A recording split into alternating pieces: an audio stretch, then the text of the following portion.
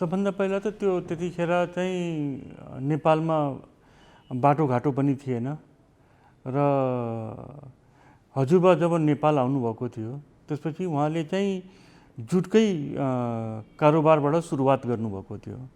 त्यतिखेर जुट खरिद गर्नुहुन्थ्यो र इन्डियामा लगेर बेच्नुहुन्थ्यो त्यसलाई, जुटलाई। र जुटको ट्रेडिङबाट हजुरबाले चाहिँ सुरु गर्नुभएको थियो। त्यसपछि गएर त्यतिखेर चाहिँ राणा सरकार नेपालमा थिए अनि हजुरबाहरूको कुराहरू भयो। त्यतिखेर चाहिँ उहाँले चाहिँ विराटनगर जुट मिल को लागि पहल गर्नुभएको थियो राणा सरकारसँग र त्यतिखेर चाहिँ त्यति बढी पैसा पनि थिएन हजुरबासँग र त्यसमा चाहिँ सरकारको लगानी, इन्डियाबाट चाहिँ हजुरबाले एउटा पार्टनर लिएर आउनुभएको थियो र उहाँले र नेपाल सरकारले र त्यसमा चाहिँ व्यापार विराटनगरका धेरै व्यापारीहरूले पनि आफ्नो सानो सानो पैसाहरू लगानी गरेका थिए र विराटनगर जुट स्थापना भएको थियो। त्यो चाहिँ नेपालको पहिलो उद्योग थियो। त्यसपछि अरू उद्योगहरू पनि नेपालमा आयो, जस्तो जुद्ध म्याच फ्याक्ट्री सायद मेरो विचारमा दोस्रो फ्याक्ट्री थियो, केही कपडा फ्याक्ट्री आयो होला। त्यसपछि त्यसको ठ्याक्क 10 वर्षपछि चाहिँ हजुरबाले रघुपति जुट मिलको पनि स्थापना गर्नको लागि राणा सरकारसँग कुरा गरेर स्थापना गर्नु चाहिँ भएको थियो। त्यतिखेर चाहिँ धेरै पुरानो कुरो हो यो, 85 वर्ष पहिलाको कुरो हो यो। रघुपतिलाई नि 75 वर्ष भइसकेको छ। त्यतिखेर चाहिँ त्यो जुट इन्डस्ट्री राम्रो चलेर र त्यसको मालहरू पनि थर्ड कन्ट्रीमा पनि एक्सपोर्ट हुन्थ्यो।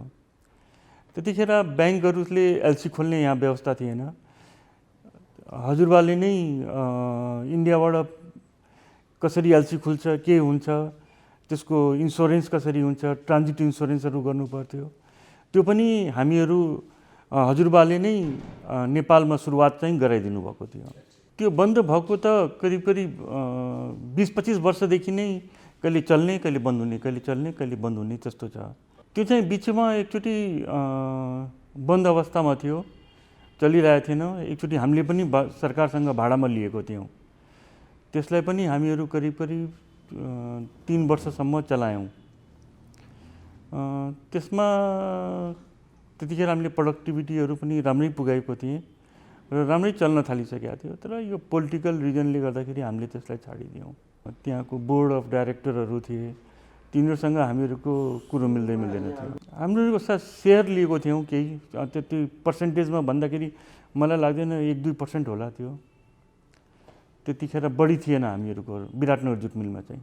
रघुपतिमा त हाम्रो सेयर राम्रो थियो, तर विराटनगर जुट मिलमा थिएन त्यति।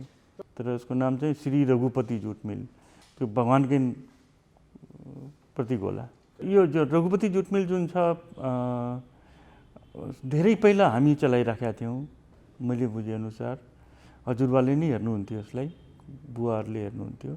त्यसपछि सरकारले यसलाई लिएको थियो जुट इन्डस्ट्रीलाई, अनि सरकारले नै चलाइराखेको थियो। त्यतिखेर लसमा भएर सरकारले बन्द गर्यो। बन्द गरिसकेपछि आजभन्दा 22-23 वर्ष भयो होला, सरकारले फेरि यसलाई निजीकरणमा निकालेको थियो।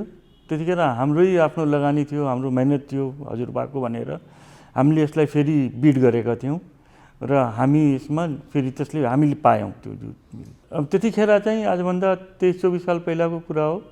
त्यतिखेर हामीले 60% को लागि तिनीहरूले सरकारले दिएको थियो।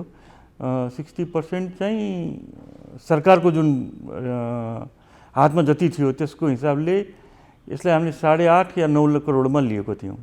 म बिजनेस सुरु गरेको थिएँ, मेरो फर्स्ट इन्ट्री नै जुटमा भएको थियो।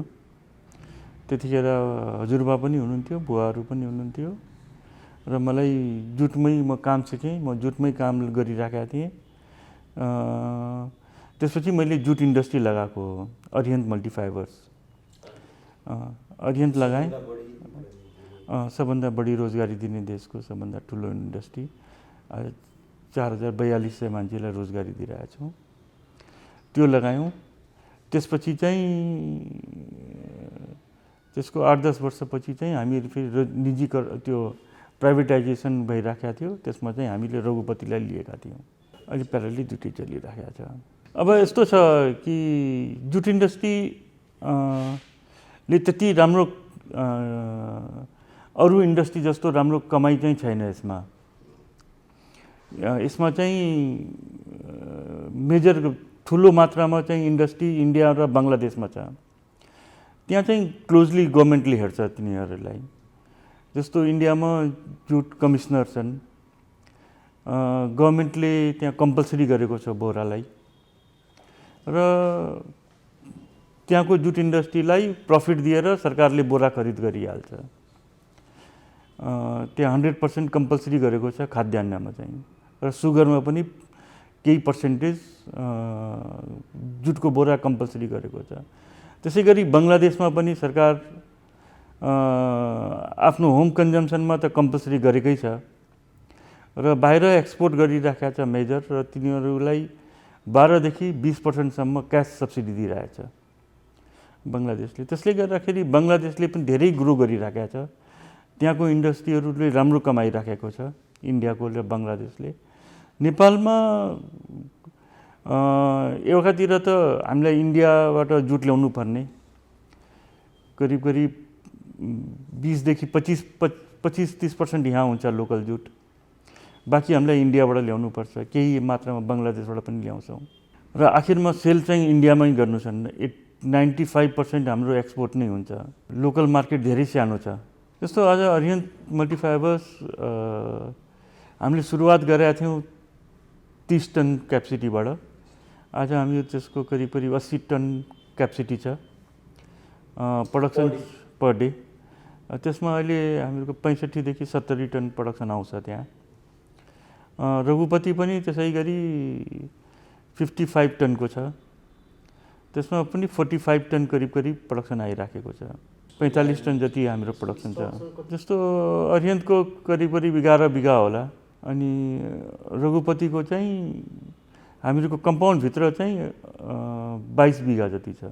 रघुपतिमा करिब 3000 मान्छे छन्। अनि सरकारले चाहिँ त्यतिखेर जुट विकास संस्था थियो।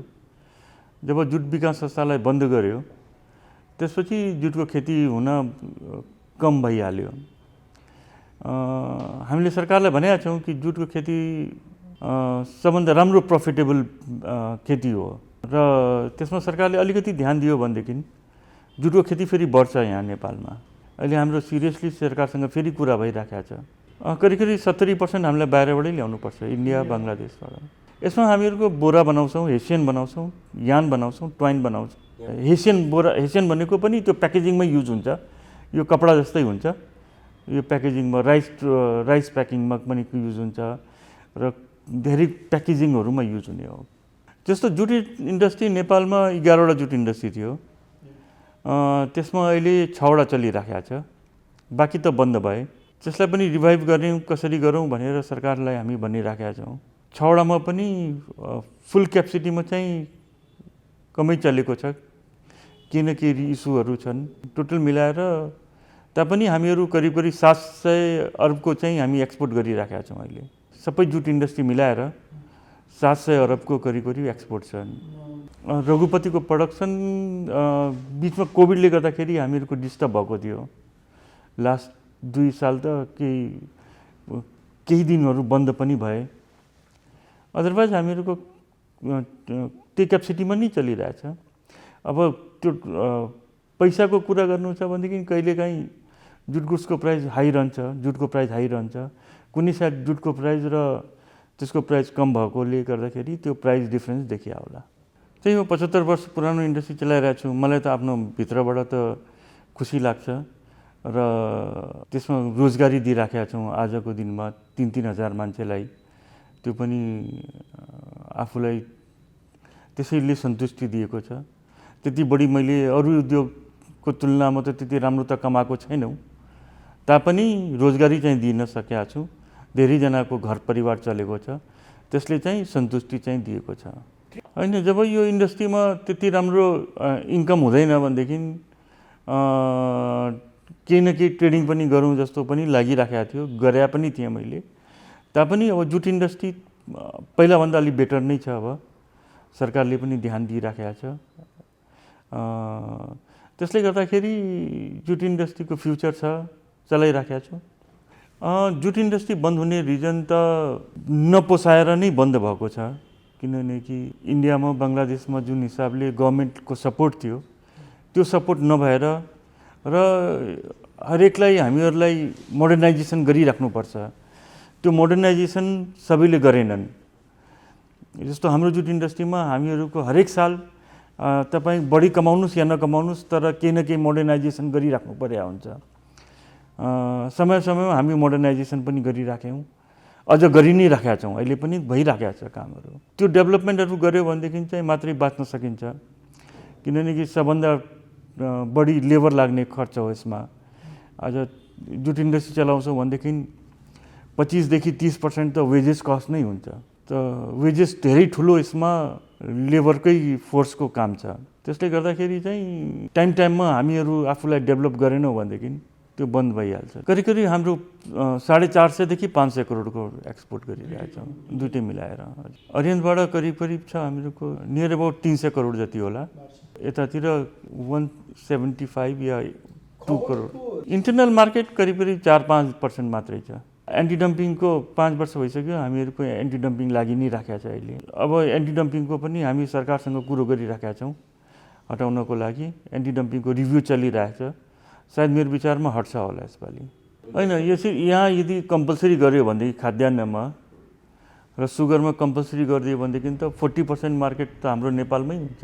जुटको खेती यहाँ करिब 70,000 मेट्रिक टनभन्दा बढी जुट यहाँ भइराखेको थियो, तर पछि आएर चाहिँ यो जुट विकास संस्था बन्द भइसकेपछि यहाँको जुटको खेती स्वाट्टै घट्या हो।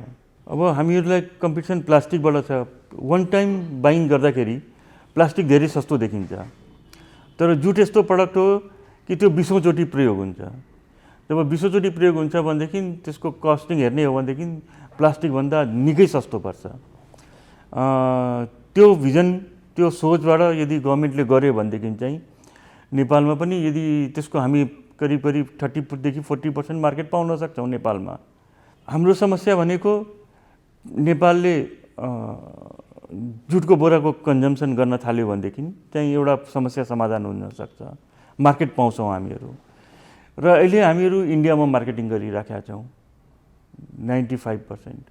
थर्ड कन्ट्रीको सम्भावना एकदम न्यून छ, किनभने कि बङ्गलादेशले 20%, 15% देखि 20% क्यास सब्सिडी दिइराखेको छ गभर्मेन्टले, र उनीहरूसँग जुटको क्रप पनि त्यहीँ छ, र तिनीहरूको बोर्डर पनि एकदम नजदिक छ, मतलब पोर्ट नजदिक छ तिनीहरूको एक्सपोर्ट गर्नको लागि। लजिस्टिक खर्च एकदम कम छ तिनीहरूको। त्यसले गर्दाखेरि चाहिँ हामीहरूको सम्झाउन थर्ड कन्ट्रीको लागि चाहिँ गाह्रो छ। अब सरकारले लोकलमा पनि कमसेकम मार्केट ग्रो गरिदियो भनेदेखि बन्द भएका इन्डस्ट्रीहरू पनि चालु हुने थियो होला।